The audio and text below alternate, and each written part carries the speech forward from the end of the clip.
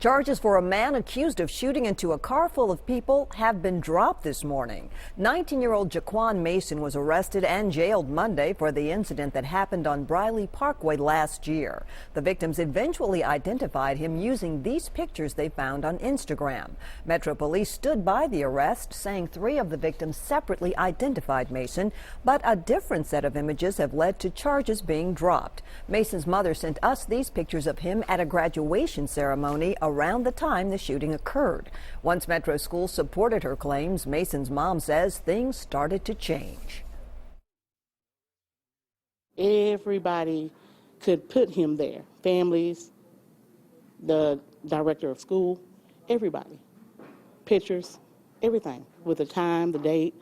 I'm like, no, not my son. Mason is expected to be released from jail this afternoon. His mother tells us he's planning to enlist in the Navy next month. A massive manhunt is underway in France for the masked gunman who killed 12 people at the offices of a satirical newspaper in Paris.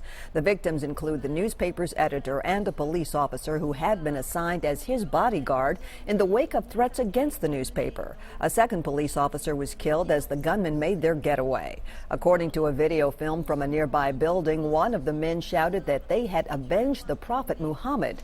This is not the first attack on the newspaper. It was firebombed after it printed a controversial caricature of Muhammad. Convicted serial killer Paul Reed could save a man's life who sits on death row, even though Reed is dead. Paul Reed killed 7 fast food workers in Nashville and Clarksville back in 1997. Now he's tied to a triple murder that happened in the 80s in Houston, Texas. Inmate Max Sofar is on death row for one of those murders, and his supporters have asked a former Metro detective for help. They claim there are a lot of similarities to the 2 cases, like how Reed disposed of his victims' belongings. In West Tennessee, there's a new prosecutor for the Holly Bobo murder case. Yesterday, Shelby County Deputy District Attorney Jennifer Nichols was assigned to the case. Earlier this week, court appearances for the 2 suspects, Jason Autry and Zach Adams, had to be delayed until a new prosecutor was selected. Both are set to appear later this month, but there's no word yet on how a new prosecutor could affect those dates.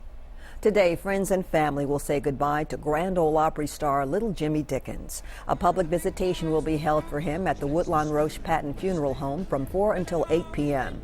We're told there will be a private viewing for his fellow singers and family earlier in the afternoon.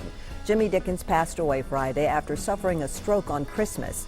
Everyone is welcome to a celebration of life service tomorrow at 11 a.m. at the Grand Ole Opry House. If you're not able to make it to the services, we'll be streaming them both live and online. You can catch it on News Channel 5 Plus or newschannel5.com.